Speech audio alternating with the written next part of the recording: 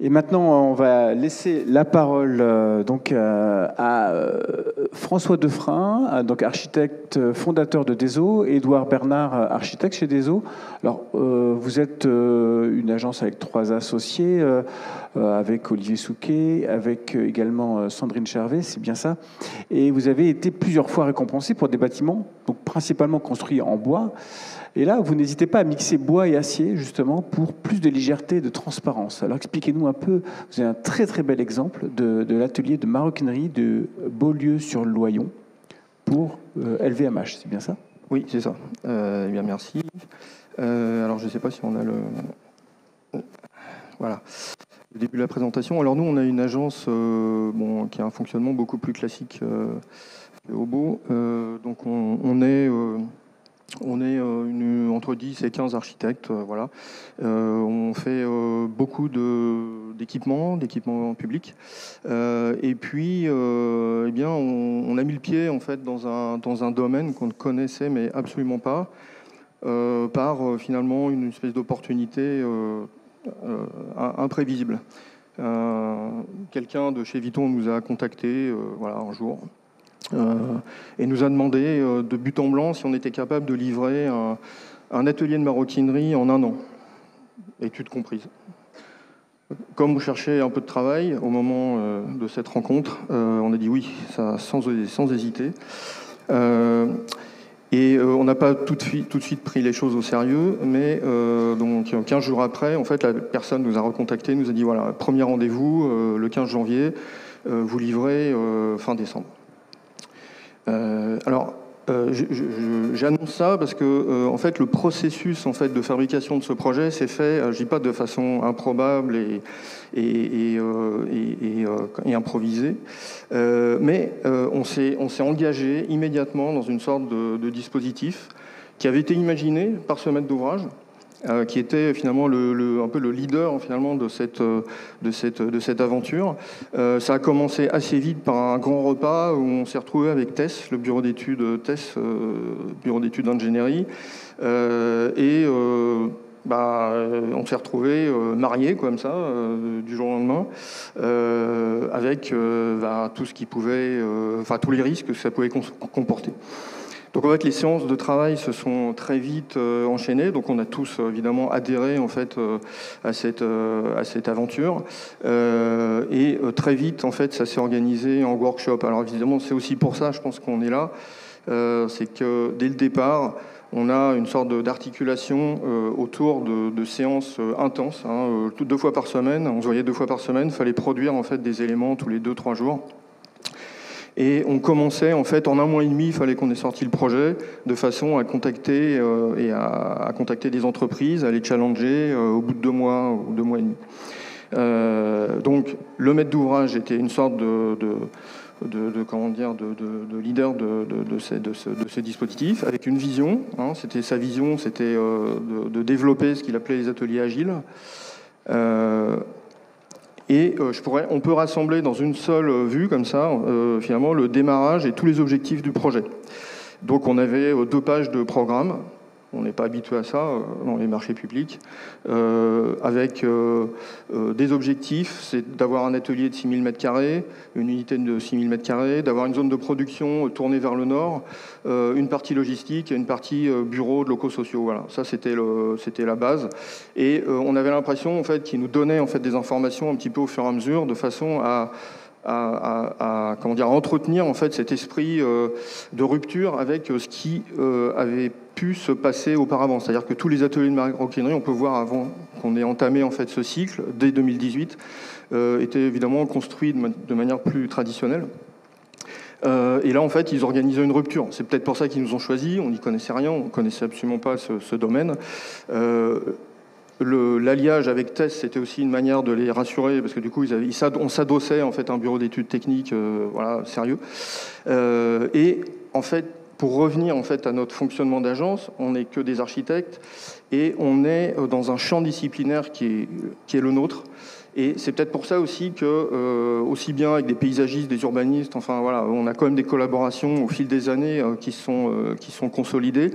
On n'avait jamais vraiment travaillé de façon étroite avec un bureau d'études de cette manière, en co-conception, en co-réalisation.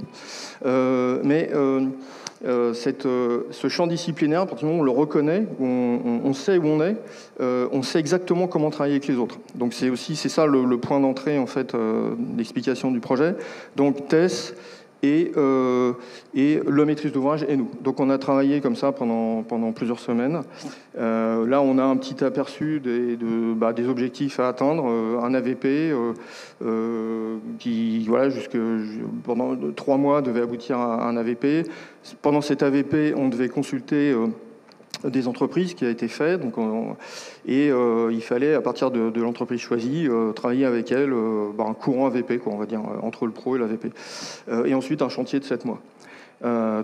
C'est là qu'est apparue l'entreprise Brillant qui a été choisie suite à c'était un peu long les consultations, mais c'était dans un contexte privé, donc c'est toujours aussi c'est à la fois long mais en même temps un peu intense. Et donc c'était aussi un pari, mais sur des bases quand même un peu plus, de réalisation claire. Donc le choix de Brillant, c'était aussi une intuition qu'on avait, puisque du coup on avait dès le départ en fait, alors on connaissait pas le domaine, donc on s'est accroché à quelques bribes d'éléments qui pouvaient nous faire démarrer un projet. La notion de façonnage et d'assemblage. Alors c'est peut-être aussi pour ça qu'ils nous ont choisi. On avait fait effectivement des projets en bois où la notion de détail, de transformation à partir du bois en fait demande des connaissances qu'on partageait aussi avec des bureaux d'études comme Olivier Gaujard, qui nous ont permis en fait d'affiner ce rapport à l'assemblage et au façonnage. Après, ce domaine du luxe, de l'industrie luxe, on ne le connaissait pas, donc on a aussi essayé de s'intéresser à ce qu'ils faisaient quand même, c'est la moindre des choses. Et finalement, ce qui m'a accroché, c'est la question du voyage, du récit de voyage. Donc, ils ont leur slogan là, que j'ai retrouvé, donc voler, voyager, voguer. Et du coup, je me suis dit, tiens, ils font des malles. Ce qui m'intéressait, c'était moins ce qui est l'extérieur de la malle que l'intérieur. Donc là, c'est une vue d'une petite photo là, que j'ai prise et qui introduit cette notion très simple de bande croisée qui à la fois, évidemment, c'est du luxe, mais en même temps, là, les moyens utilisés sont tellement simples, légers, aériens, qu'on peut se dire, voilà, peut-être que là, il y a une espèce d'indice, un motif que nous, on peut utiliser pour commencer à réfléchir. Vous voyez, c'est des choses un peu très très évanescentes pour commencer un projet. La deuxième chose, c'est des réminiscences. Quand on est architecte, on a forcément tout un tas de trucs dans la tête. Donc il y avait la question de la peau et des os dont parlait Mies van der Rohe, c'est-à-dire comment commencer un projet en fait avec juste la structure et l'enveloppe. Alors j'oublie pas qu'on travaillait avec TES, donc évidemment l'échange et la fabrication du projet se faisait avec un bureau d'études structure enveloppe. Et puis la deuxième chose, c'était une poutre dont je me souvenais, qui était la poutre qui a été conçue par Cécile Balmont, le fameux ingénieur, pour OMA, en fait, pour le Congrès Expo de Lille, qui était une poutre, alors à l'époque on ne parlait pas, je pense, de low-tech, mais qui était faite juste de multiplis, donc ça franchissait 25 mètres à peu près, et avec dessus en fait des dispositifs de cornières et de T assemblés très simplement et boulonnés sur la planche. Et en fait ce système collaboratif de fabrication d'une poutre avec des éléments aussi finalement peu qualifié pour porter, a priori. Ça m'est resté en fait longtemps en tête et je me suis dit peut-être qu'il y a une occasion, peut-être qu'un jour en fait cette collaboration puisse se réaliser dans le cadre d'un projet. La deuxième chose, c'est que dans le cahier des charges de la maîtrise d'ouvrage, il y avait l'idée de proposer un atelier à la campagne. Donc ils avaient un site qui était à l'extrémité d'un parc d'activités, mais complètement tourné vers un paysage au nord, avec les coteaux. Donc c'est à Beaulieu-sur-Layon, des bocages, etc. Donc un très beau site et un très beau paysage. La deuxième chose, c'était partir de l'espace du maroquinier. Pareil, on n'y connaissait rien, donc il nous guidait en fait dans comment en fait commencer cette conception. Donc on a commencé à réfléchir avec des petits schémas, des choses vraiment très simples. C'est comment on part en fait de l'unité de production, parce que c'est des petites unités qui sont dimensionnées et qui se répètent, qui sont des unités en U, et puis qui se répètent et qui fabriquent l'atelier. Donc voilà, des réflexions sur comment en fait on part en fait de centre d'unité pour fabriquer une unité d'ensemble.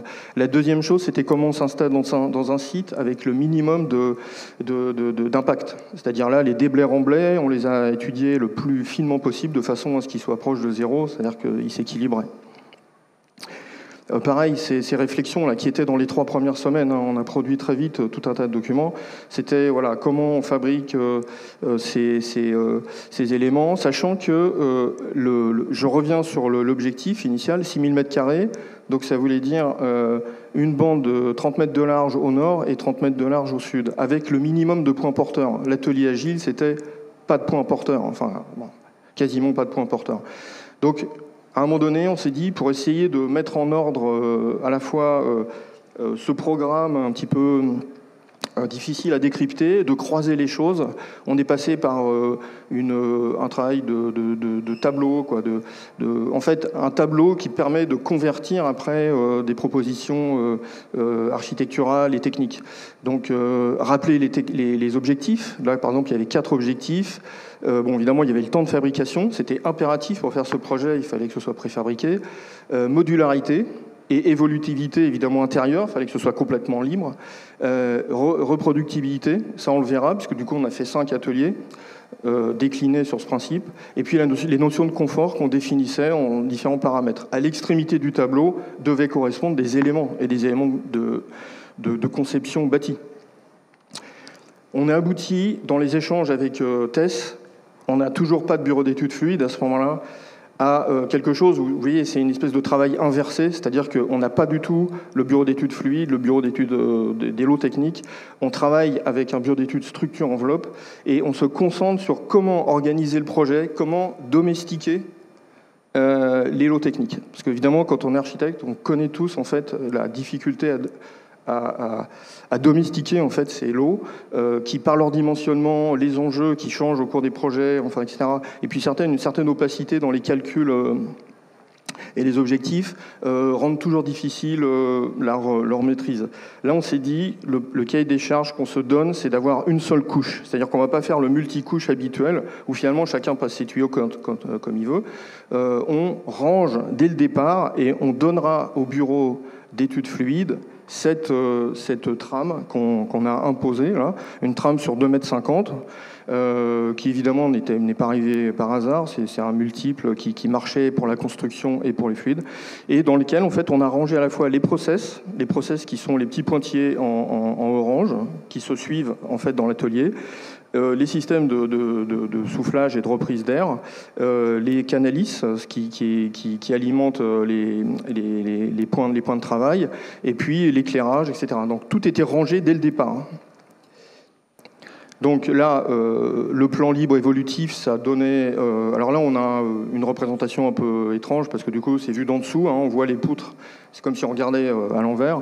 Et puis on a les agencements des différentes parties de l'atelier, hein, aussi bien les grands éléments de stockage que les locaux sociaux et les bureaux. Mais donc, du coup, on peut faire une infinité de plans différents avec le même système.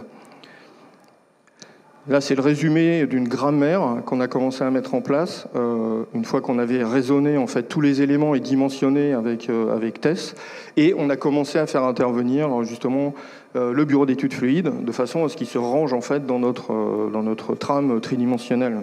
C'est une espèce de fabrication du projet par la structure et l'enveloppe. Et ce qu'on voit ici, c'est la poutre comme unité spatiale. C'est-à-dire que l'unité spatiale du projet, c'est une poutre qui se répète régulièrement et qui contient tous les éléments qui supportent en fait les éléments techniques et qui contient en fait les éléments d'éclairage, les éléments d'absorbant acoustique, etc. Donc voilà. Donc ça, c'est une coupe qui permet de résumer un petit peu le dispositif. Et puis, on a abouti, alors là, c'était au bout de 2 mois, là, à une sorte d'étape où, finalement, on fait une sorte de synthèse plastique, en fait, de tous les éléments. Donc, ça s'est résumé par cette image, l'atelier à la campagne, et puis l'objectif à atteindre, qui est résumé sous la forme d'une seule image. Donc, je vais passer la parole à Édouard, qui va poursuivre et détailler la suite de cette aventure. Donc la concrétisation un petit peu de ces principes-là, c'est un bâtiment qui fait donc 100 mètres de long par 60 mètres de large, qui est orienté au nord, et on a donc une file centrale est-ouest avec une poutre en acier qui est portée seulement par 5 points porteurs à l'intérieur du bâtiment. Cette poutre, elle reprend des poutres secondaires qu'on a vues, qui sont des poutres mixtes en bois sous-tendues en acier, qui se posent en façade sur des bielles tous les 2,50 m et qui serviront à porter la façade. Donc on a un plan libre de 6000 m² avec seulement 5 points porteurs et une charpente dans laquelle on vient intégrer tous les ensembles des éléments techniques.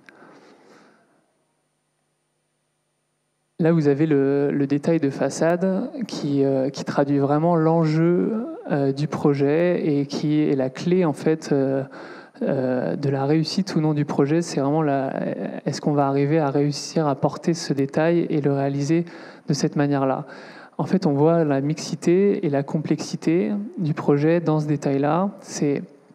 On a une charpente avec une poutre qui est mixte, qui allie deux matériaux, donc le bois, l'acier. On a une façade avec des montants qui portent cette structure tous les 2,50 m et qui portent aussi le verre qui va faire 2,50 m par 6 mètres de haut. Et sur un montant qui fait 10 cm par 20 cm. Et en couverture, on a le CLT qui va servir à supporter l'étanchéité et l'isolation et qui va servir aussi à contreventer le bâtiment. Donc, très vite, on a eu aussi besoin de sécuriser cette conception-là à travers le dialogue compétitif qu'on a fait avec un appel d'offres pour arriver à transposer l'ambition qu'on avait avec TES vers la concrétisation avec une entreprise. Donc ce dialogue compétitif, c'est Brillant en groupement avec Legendre qui a remporté le projet parce qu'il a donné cette capacité à combiner les matériaux. Nous, on avait combiné les fluides, la structure, l'architecture. Lui, il fallait qu'il arrive à combiner l'acier, le bois, la façade et la structure. Et en fait, c'est avec cette triple casquette qu'il a réussi, puisqu'en fait, ils sont à la fois lamellistes, donc ils font leur propre charpente de bois, ils sont aussi charpentiers métalliques, et ils sont aussi façadiers sur l'opération. Et du coup, on a pu s'affranchir de toutes les tolérances, toutes les interfaces qu'on aurait eues et qui ne nous auraient pas permis de réussir le projet de la même manière si c'était différentes entreprises qui seraient saisies de la structure enveloppe.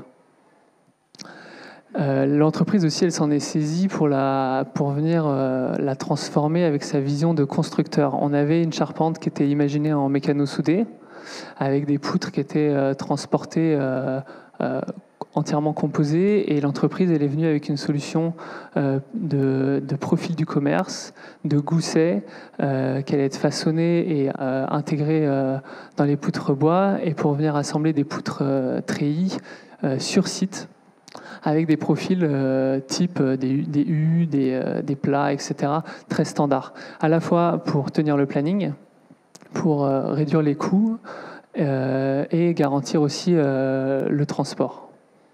Donc là, vous avez une sorte de grammaire avec en bas à droite, par exemple, l'assemblage bois-acier qui est assez intéressant de la poutre sous-tendue. Donc là, on avait fait des visites en atelier avec la poutre lamellée collée qui vient après prendre le sabot qui va servir à poser la poutre sur la poutre centrale, et puis les goussets qui sont insérés dans le bois avec juste des tire-fonds. On n'a pas d'assemblage traversant, on garde le bois lisse de l'autre côté. Et ensuite, on vient assembler les profils du commerce, donc les U, les plats, et créer la sous-tension avec le plat en bas pour franchir les 30 mètres de portée. Les façades, elles sont soit vitrées, soit on a des FOB qui font 6 mètres par 2,50 m en ossature bois et qui seront posées de la même manière que le vitrage sur cette structure-là. Donc là, on est, je pense qu'on est en juin, non, peut-être un peu plus, en juillet, je pense. Donc on a démarré le projet il y a 5 mois. on a encore la maquette Rhino dans la tête et en fait, c'est déjà en train de se réaliser. Et là, on voit la stratégie, la complémentarité vraiment entre le bureau d'études et l'entreprise, puisque là, on a un principe de montage, une table de montage sur site. Ils mettent les poutres lamellées collées, qui sont le seul élément qui est amené par convoi exceptionnel parce qu'elles font 33 mètres de long. Et après, ils viennent assembler les poutres. Et on a le levage qui est assez impressionnant, avec seulement des petits engins manuportés qui vont venir permettre de poser la poutre sur la poutre centrale acier que vous voyez au fond et sur les bielles de façade du mur rideau. Après, donc, ces poutres, elles sont posées tous les 5 mètres, qui est aussi la trame aussi des réseaux et des besoins. Elles sont maintenues en attendant avec des éléments bois. Là, on a une complémentarité aussi des matériaux, c'est l'acier reste à l'intérieur et puis c'est le bois qui sort pour faire la casquette, comme ça on n'a pas de problème de pont thermique et on réalise les protections de notre façade. Et ensuite, là, il y a vraiment le bon matériau au bon endroit, c'est cette toiture qui est en CLT, qui est un peu le secret de la réussite du schéma statique du projet et aussi de l'aspect de la finition. On est sur un bâtiment où si vous enlevez un élément, il tombe. C'est cette efficacité, elle a été dictée par le planning. Tout élément superflu, tout habillage aurait été balayé par le maître d'ouvrage, par l'entreprise, parce que perte de temps, coût, etc. Donc on a formé l'architecture avec la structure. Ce CLT, il nous permet donc de créer un diaphragme sur le toit. Il vient se liaisonner facilement avec la poutre, puisque c'est bois à bois, c'est très facile à mettre en œuvre. Et il va contreventer l'ensemble de la structure en fait, sur une nappe horizontale, et qui fait qu'on n'a pas de contreventement entre les poutres, et que les efforts au vent ne vont pas... sont gérés par le CLT, qui fait qu'en façade nord, on n'a aucun contreventement. On n'a aucun contreventement au nord et on a seulement 2 palets de stabilité de part et d'autre de la poutre centrale. Et au sud, on a 2 petites palets de stabilité, mais sinon, on a une liberté totale.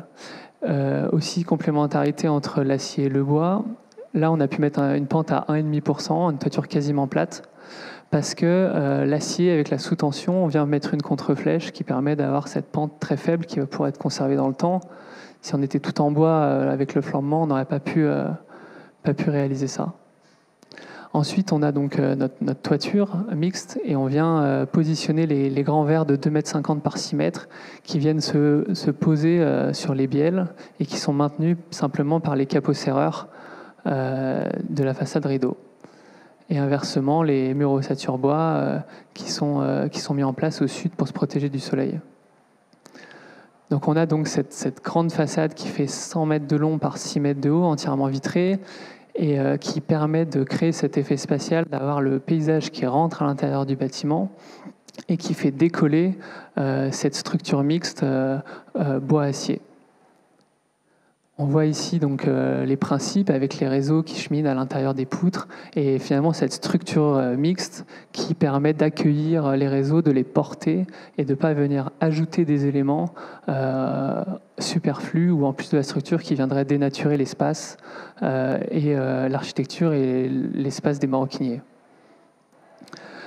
Cette structure, elle est aussi perpendiculaire, elle nous projette vers la façade. Là, on est à 30 mètres de la façade et en fait, cet effet de hauteur de la charpente, de la façade, casse cette profondeur qui était pour nous un enjeu et jusqu'à la fin qui était un peu une surprise. On a fait même des visualisations 3D. Le maître d'ouvrage avait des gens qui modélisaient pour mettre les lunettes, etc. Et on a finalement ce sentiment de profondeur, on avait peur de ne pas avoir assez de lumière au centre du bâtiment et réellement l'effet fonctionne même à 30 mètres, on a l'impression d'être dehors. Donc là c'est à l'angle, on voit l'ouverture sur le paysage. À l'intérieur de ce plan libre, on a les locaux sociaux, des bureaux qui sont comme des boîtes, comme du mobilier qui pourrait être retiré demain pour restituer le plan libre. Des espaces de bureaux qui fonctionnent avec des systèmes de perches métalliques pour venir chercher les réseaux à la même manière que les espaces de production. Et ça traduit aussi une volonté de Vuitton de dire tout le monde est dans le même espace. Et donc la directrice de l'atelier, elle a un bureau dans le même espace commun et tout le monde partage ce même volume flexible. Et si demain ils veulent mettre de la production ici, ils peuvent. et les maroquiniers qui sont donc en lien direct avec le paysage qui les entoure.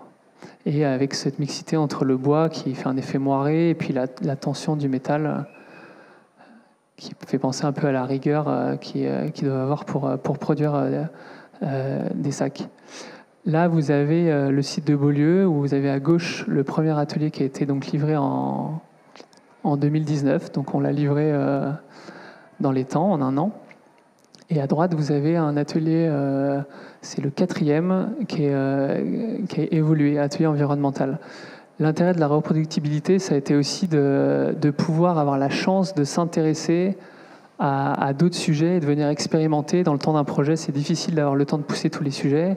Et là, de pouvoir dire les parties qui sont acquises, on les garde, et comment on peut faire évoluer d'autres sujets plus expérimentaux. Donc on a travaillé pendant plus d'1 an d'études sur l'atelier, comment il pouvait être le plus environnemental possible, et avec quels moyens on pouvait le faire. Donc on voit déjà qu'à gauche, vous avez des rooftops, des CTA sur le toit. À droite, vous n'en avez plus. À la place, vous avez photovoltaïque et vous avez de la ventilation naturelle et de la lumière zénithale.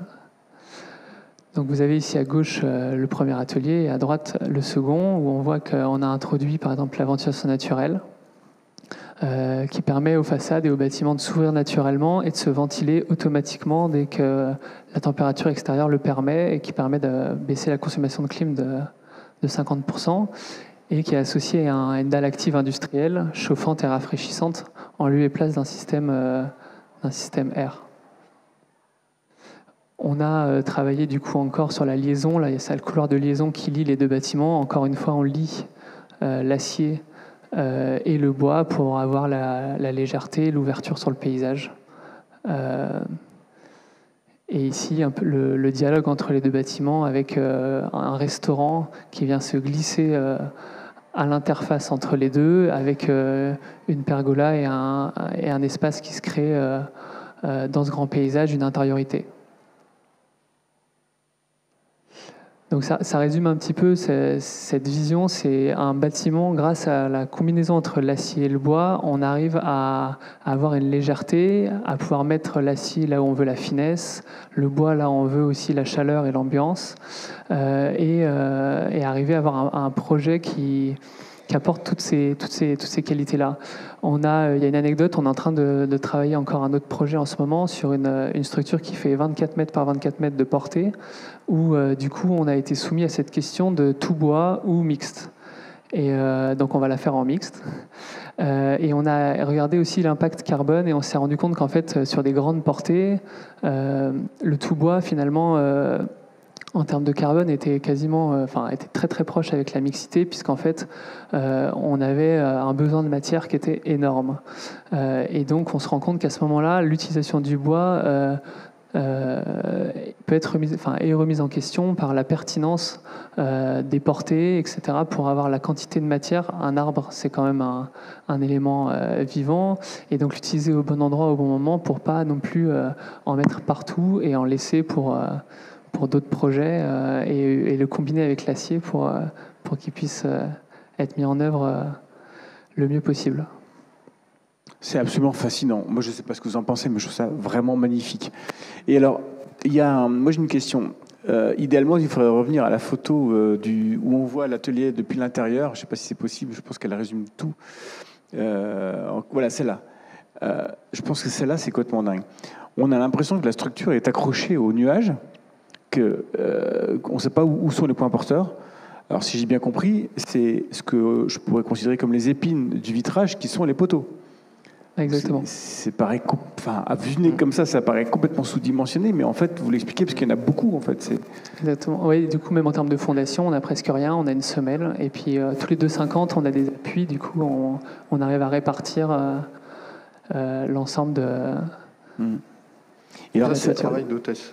Comment ? Ça, c'est le travail d'hôtesse. Oui, alors TES, on les connaît, hein, ils sont déjà venus présenter des projets ici, et effectivement... Et effectivement, là, la petite avancée qu'on a essayé d'avoir, c'est justement de ne pas dissocier une façade rideau et une ossature, d'être effectivement dans la coupe que tu résumes tout à l'heure, avec justement les enjeux en fait techniques, et qui nous permettaient en fait de faire collaborer les éléments entre eux. En fait, c'est parce que ces éléments collaborent qu'on arrive à ça. C'est-à-dire que la matière matière qui est utilisée pour les épines habituellement est aussi utilisée pour la structure. Un petit peu plus dimensionnée peut-être, mais pas grand-chose, quoi. Voilà. Mais là où on voit bien, cette photo résume parfaitement la symbiose entre l'acier et le bois pour vraiment cette légèreté, ce côté aérien, cette relation avec le paysage, c'est absolument fascinant. En tout cas, merci beaucoup pour cette très très belle présentation, François Defrein et Édouard Bernard. Merci. Je crois qu'on peut vraiment les applaudir. C'est très très très beau.